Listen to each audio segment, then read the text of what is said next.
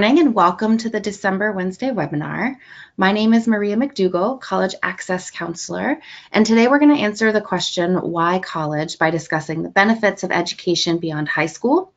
This presentation does have a lot of data and charts and things, and I'll refer to a few reports, which I did send out yesterday. I can resend those to folks who maybe joined or registered after I sent them.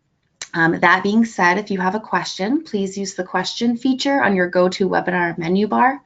I'll try to get to as many as I can at the end, but everything will be compiled and the questions and answers will be sent to everyone after the webinar is concluded, and I will also reattach the reports just in case.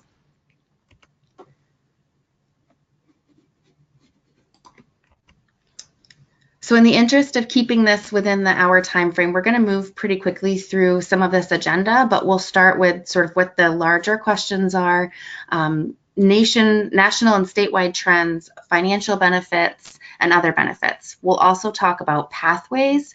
Our goal is to focus on the multiple ways students can earn credentials of values and why it's important. I'm sure we've all heard variations of these questions. Is college still worth it anymore? Why go to college when we need people in the workforce now? I know I hear that one quite a lot. And do students need a degree to be successful? The goal of this webinar will be to give you some facts and tools to help make the case for college with students and families. It's also important to note that when we do say college throughout this presentation, we mean any post-secondary credential of value, not just traditional four-year programs. And I'll touch on that a little bit later as we move through.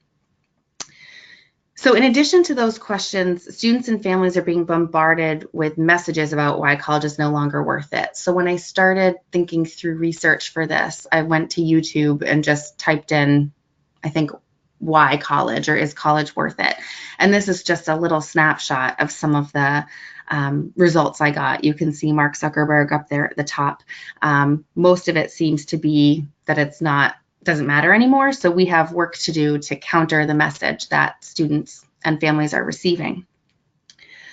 So we're going to set the stage by looking at some national and state data and trends. These are pulled from a couple of sources, mostly census data and other reports that I'll mention as we go forward. This is a graph of births and deaths by year. So we're kind of going way into the weeds here a little bit, but you'll see that, so the blue line is so by 2017, the blue line is the births and the orangish line is deaths. And you'll see that by 2017, deaths were trending up a little bit, but there's still been more births there. Keep this in mind as we address data for Maine, because you'll notice that Maine's graph looks a little bit different. This data really surprised me. So this is actually pulled directly from census data over a 4-year study, so 2012 to 2016. It's very telling of trends away from college completion. So you'll notice my little red circles there. Adults aged 18 to 24, only 10.2% earned a bachelor's degree. They lumped together some college and associate's degree into this data, but that number far outweighs the others and represents the education level of a large chunk of that age group. For those aged 25 and older, 40.5 had a high school diploma or less as their highest attained credential. 21% had some college but no degree, which I know is a population that we see a lot of in Maine and is also most likely to be in delinquent or default status on federal loans. I'll touch on that kind of as we go through. You'll see it's the some college, no degree, non-complete is kind of a theme throughout this. So this data was really interesting to me in terms of the work we actually have to do nationwide. As for Maine, so Maine's population has plateaued at approximately 1.3 million people.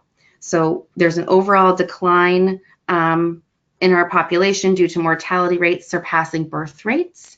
We also have the highest median age of people in the country, and there are the workforce eligible pool includes 1.1 million people over the age of 16.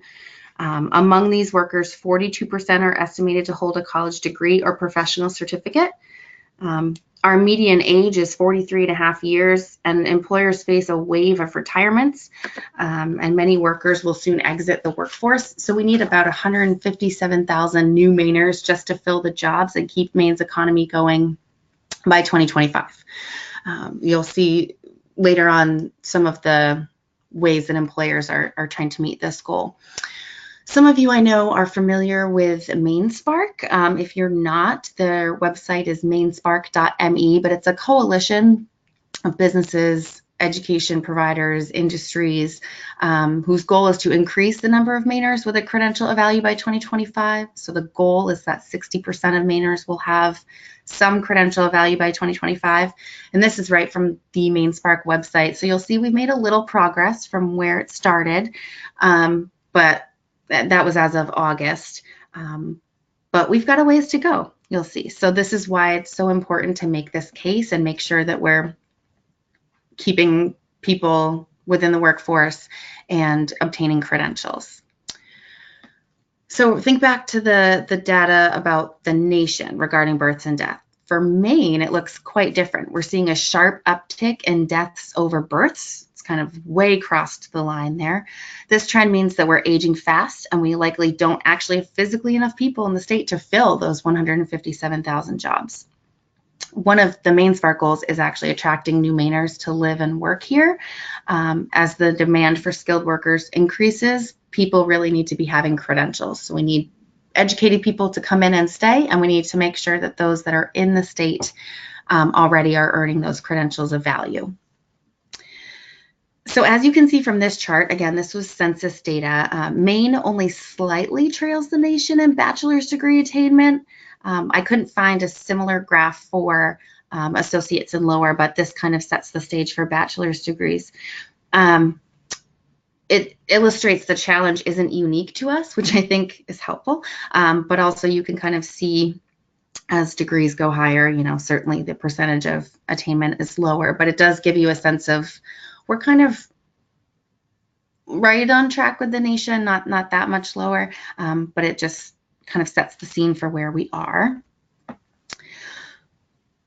MaineSpark also put together an informative graph of educational attainment by nationality. I just wanted to put this in there so you all had it to refer to in terms of diving down a little bit further into this in terms of nationality to kind of see where it all shakes out. But I thought it was really visually interesting, and that certainly illustrates some of the challenge that we see in our state.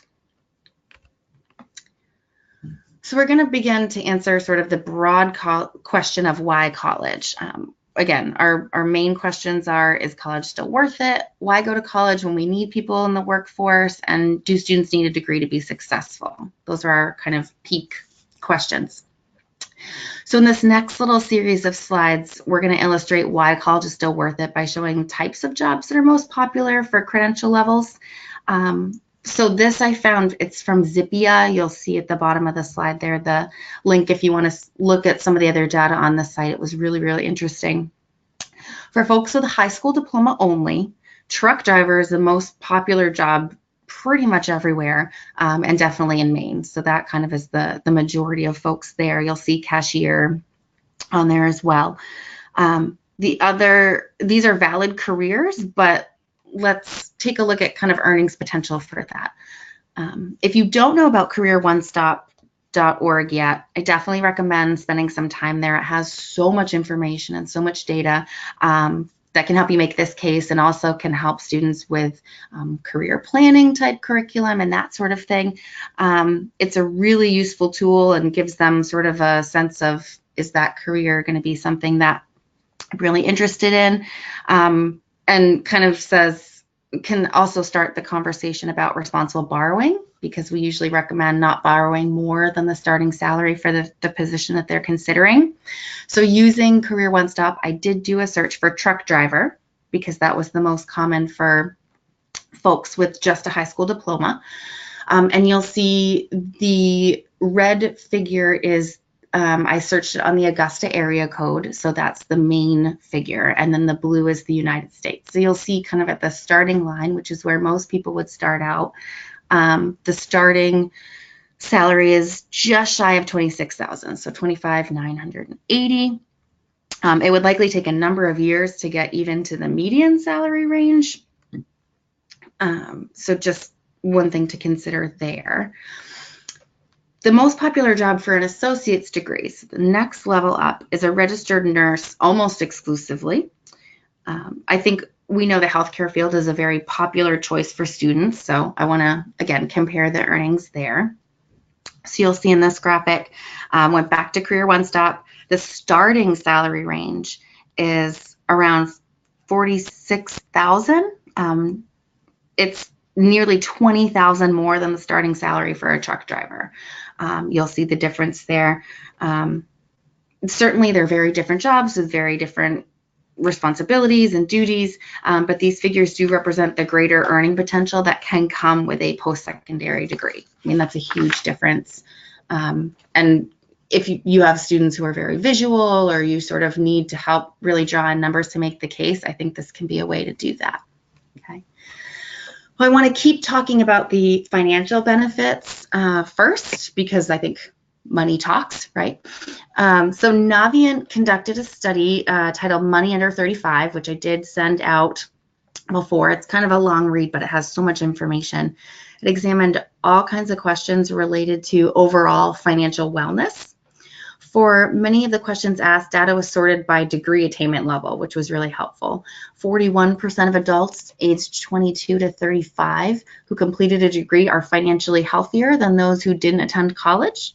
Degree holders are 84% more likely to have a job and are 70% more likely to be working full-time. So in terms of keeping and maintaining employment, they're really, those with some kind of degree are more likely to have stability financially and with employment.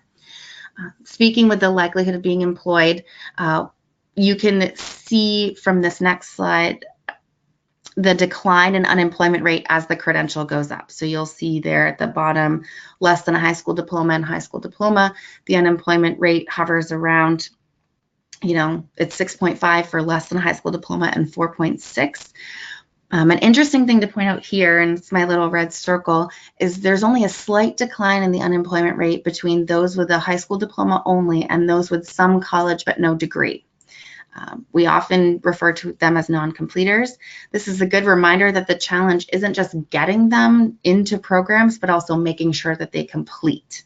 That's one of the big things to focus on here as well. And adjacent to that unemployment stats on that graph in the green are the weekly median earnings, which you can see also increases by degree attainment. Again, not much difference between the non-completers and the high school diploma earners. So you'll see here it quite literally pays to earn a college degree. And as an interesting aside, I think the professional degree versus doctoral degree, I'm not sure what they're considering the difference between those, but it is interesting that the doctoral is a little bit less. But that just seemed strange to me.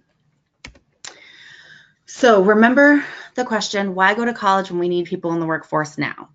Based on what we just talked about, folks are less likely to even be able to enter the workforce without a degree. So naturally, we need people to do both, right? And we'll talk a little bit more about the fact that it doesn't have to be necessarily one after the other or linear, but it is clear that you can say to students, well, it's really important to have a credential so that you can go to work. So this was a report from thehill.com, again, looking at census data and kind of parsing through some of that. Adults with a college degree earned an average of $30,000 more over those with a high school education in 2016. So this represents a snapshot of lifetime earnings potential. Okay, so big difference there. $30,000 was quite a chunk of change. And then this I pulled to kind of drive the point home on lifetime earnings. I pulled this from the Lumina Foundation report called It's Not Just the Money, which is the other lengthy one that I sent you, lifetime earnings sharply increase as adults earn a degree. So that magenta number that you see in there indicates the difference in earning potential over the previous credential. So you'll see quite a jump there in terms of earnings potential. Again, the high school diploma and some college, it's not as large of a leap. But I really liked this graph because it sort of showed the difference in earning potential. It's about $1 million more, over the course of your lifetime with some kind of credential. Okay. And the Department of Education backs this data up. By 2020, an estimated 2/3 of job openings will require post-secondary education and training. Require. So we're hearing this already, that businesses and employers are looking for skilled workers and want education level. So it's really important to drive that point home, that at some point they are going to need to earn that credential. If you're interested in looking at some Maine specific data on earnings by credential, you can check out this site. I don't know if anyone's familiar with it at all. I learned about it from a conference that I was at. You can check out Maine EARNS database. It's through the Center for Workforce Research and Information at maine.gov. I don't want to spend too much time on it. I'll show you sort of one interesting chart from that, but the information is a longitudinal study focusing on Maine grads from the University of Maine system and the Maine Community College system over the course of 1, 3, and 5 years in the workforce. So basically they got data for students who completed from those institutions and kind of followed them throughout the workforce for 1 year out, 3 years out, and 5 years out. And so you can kind of export reports by credential, by school, by median wages. I'm a little bit of a data nerd, so I fell down the rabbit hole and spent a lot of time playing around with this, but it can just, if you want raw facts of students who graduated from one of the universities to kind of show a student, this can be a great way to do that. So you'll see this, I know it's probably really small to see, but the blue figure is 1 year out, the orange is 3 years out, and the green is 5 years out. And you can see type of credential here. When it says post-secondary diploma, it means certificate generally, some kind of certificate program. And you can see from 5 years out from graduation, earnings jump pretty consistently overall. So Maine EARNS compiles real data, which can be used to illustrate the value of credential attainment and earnings over time. I debated about pulling out a few more charts from this website, but spend some time there. It can be really helpful to sort of make the case. And you can play around with different types of jobs, different types of degrees. It's kind of fascinating. So some may argue that the price of college negates its value, right? That's the, is it really worth it? So I want to take a look at that question in terms of return on investment. So we're going to look at net price calculator, which you've heard us talk about a lot. The net price calculator will tell you the estimated out-of-pocket price to attend after scholarships and aid, and each school is required to have one, so you can search. Generally, I recommend people go right to the search bar of college and university websites and type in net price calculator, and that's the easiest way to find it. The cost listed on the school's website is always what we refer to as the sticker price. So when you see those sort of outrageously large numbers, very few people are actually paying that sticker price. The net price calculator is going to tell you sort of what merit might come off the top, and then based on the information that you share, what the financial aid might look like, so people can see sort of what the out-of-pocket raw cost is going to be. Okay. So I calculated that for nursing, the net price at USM, oops, that transitioned a little quick, but basically you can see that I did like a 3.5 GPA, a 0 EFC, and it seemed like it was going to be a worthwhile investment, even if the student had a little bit to finance out of pocket. And I know the other question then becomes, what about student loan debt? Right, so I used which you can see here, the FAME student loan and salary calculator, assuming an average interest rate of 5% over standard repayment. So as did the starting salary there of the $46,400, which we got from Career One Stop. And the max the student should borrow, it says when it drops down for annual, is about $29,164. So that would mean financing just $5,276 from scholarships, savings, payment plans, if the student capped their borrowing at just that. So even when you consider debt, still a good return on investment considering what the student's going to earn, and the likelihood of wage increases and greater earning potential over time with that credential. The benefits of education after high school definitely go beyond income. We spent a good chunk of time discussing the financial benefits, but there are some interesting things beyond finances that I think are worth discussing as well that can also help you make the case. This again is from that Money Under 35 report from Navient.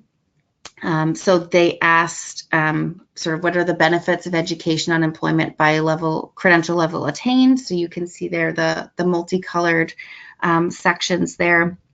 People with associates, bachelor's, and advanced degrees felt that their education helped them land a job and succeed in the workforce, especially when you look at, again, those with some college and no degree rank the lowest. So completion is key. That's that teal bluish color. They didn't, some college and no degree, they didn't feel like they could land a job, which makes sense based on what we've talked about. And they didn't feel like they were prepared to succeed in the workforce. So even the ability to find a job and to have success, people with credentials of value did really feel more prepared. This I thought was interesting too. Education after high school literally increases your lifespan. So the mortality rate for high school diploma holders is double that of those who attended college. In addition to that, college degree holders are less likely to be smokers and less likely to be obese.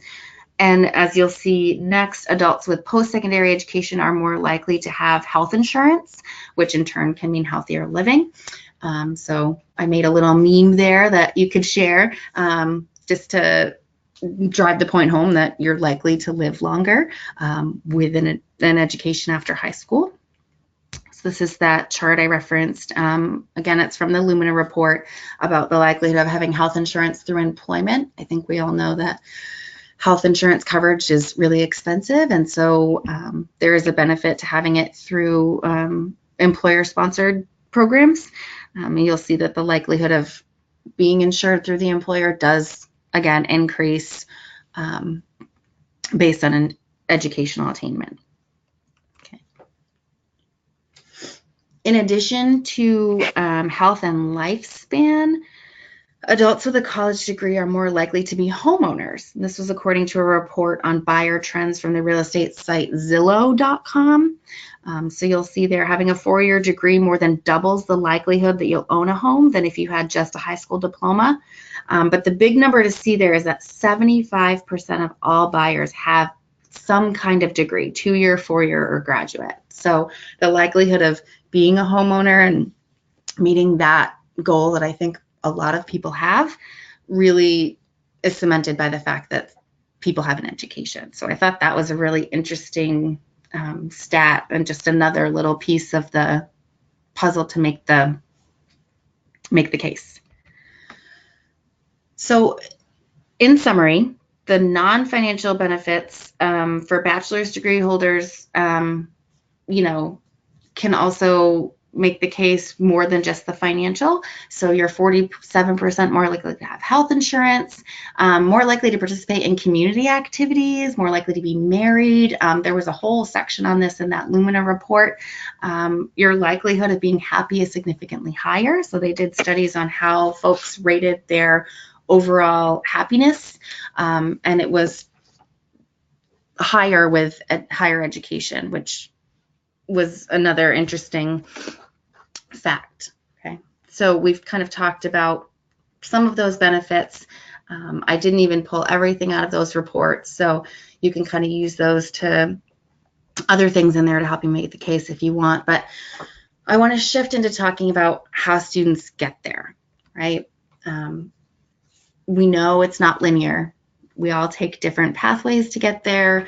I think we have some work to do in terms of making that point that it doesn't necessarily have to be one right after the other, and that stuff doesn't always work for everyone.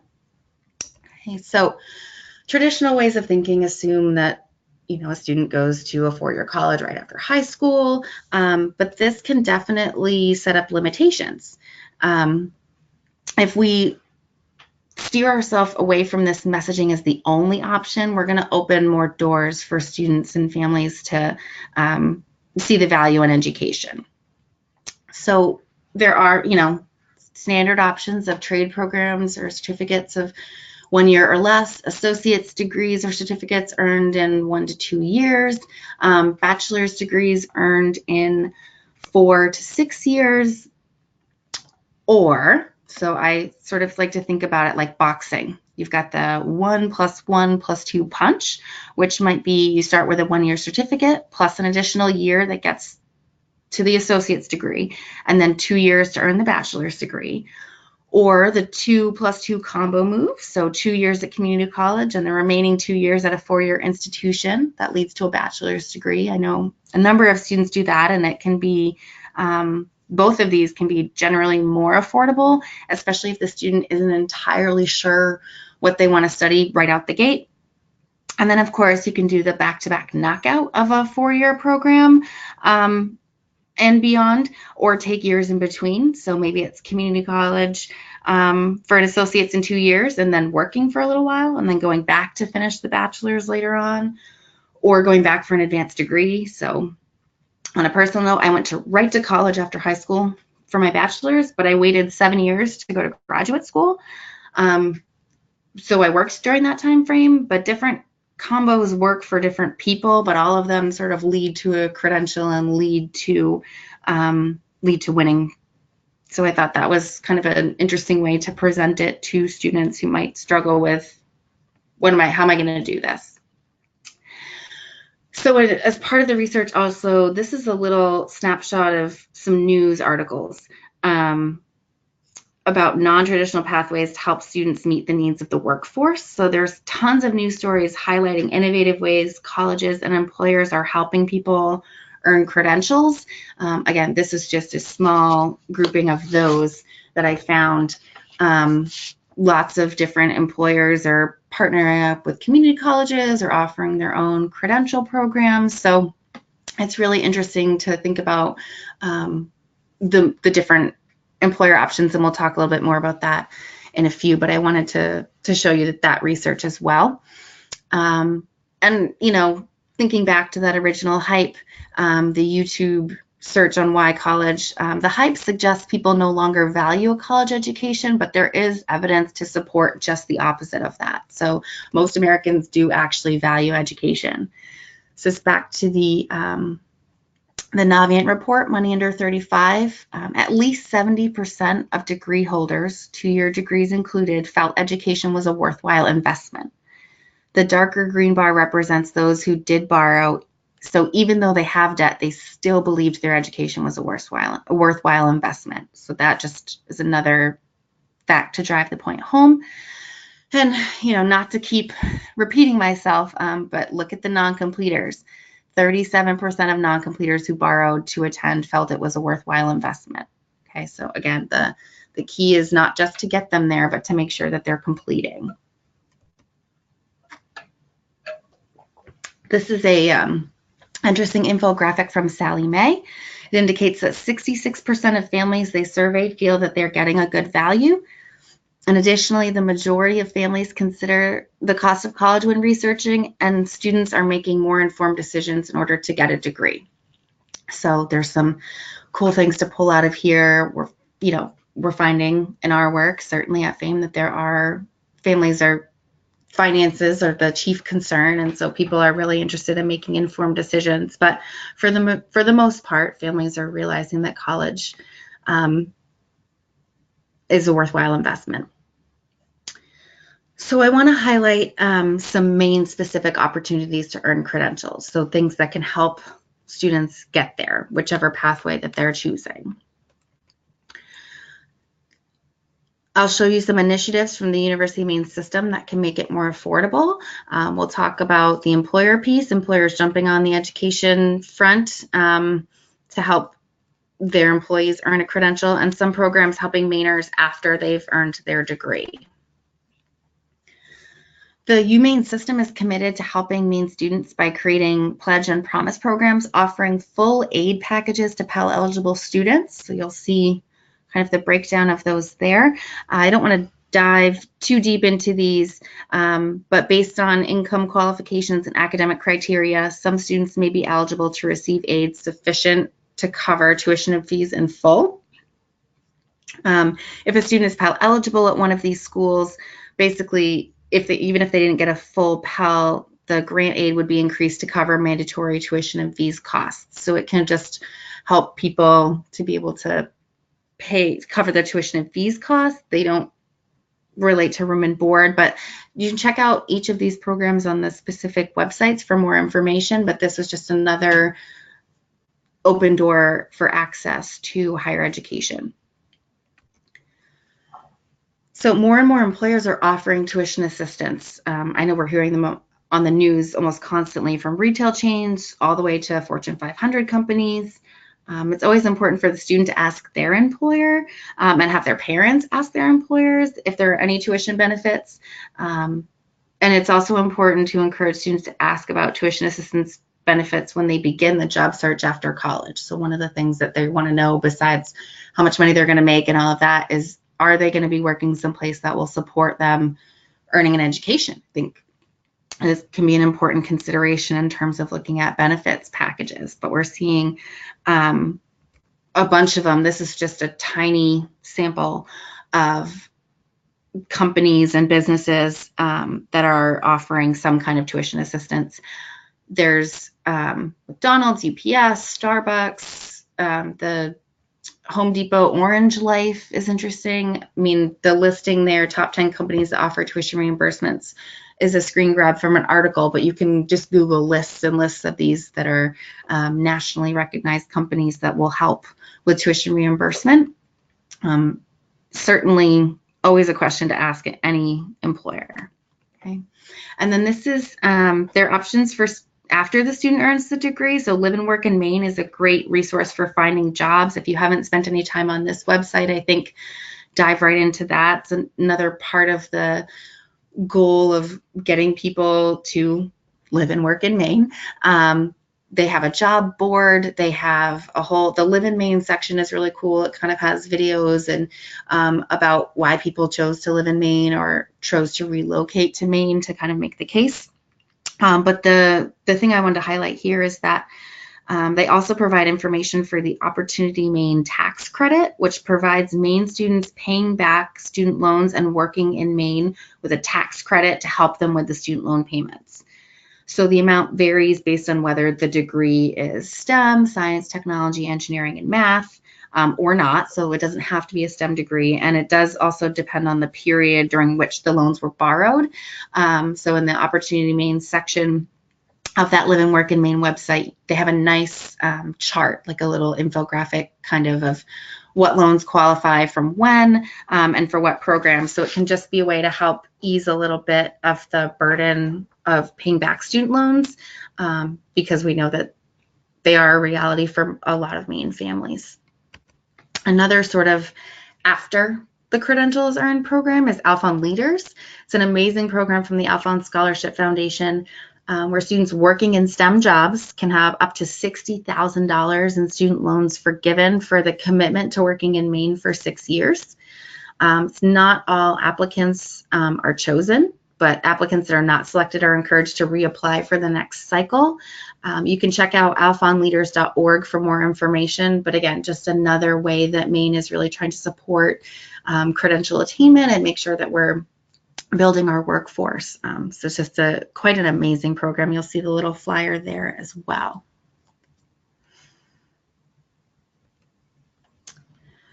So in summary, Maine needs people educated beyond high school. There's no question about that in order to keep our workforce going. Obtaining a post-secondary credential has multiple benefits, from greater earnings and stability to better overall health and longevity. There are multiple pathways to achieving an education after high school, and completing is the key. Again, I think it's really important to encourage, smart planning long term, figuring out which combo is going to work that ensures that the student is going to get some kind of credential. And FAME is always here to help navigate the waters in college choice and financing to help students and families make those decisions.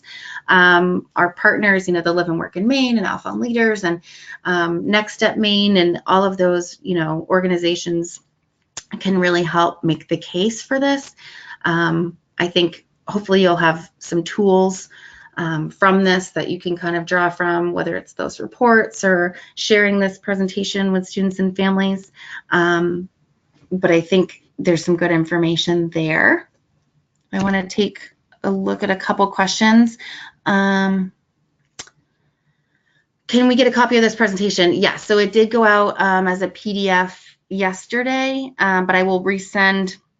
I'll make sure that's attached, as well as the reports. I know there were a few that registered late yesterday afternoon or first thing this morning.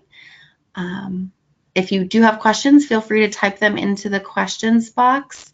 Otherwise, please feel free to reach out to FAME Education or to myself directly if you have questions afterwards, or if you want a presentation on this to your students or faculty or parents, we're happy to do that as well.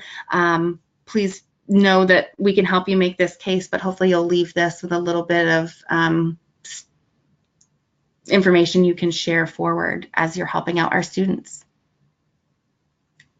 Right. If there are no questions, thank you all. Enjoy the rest of your day.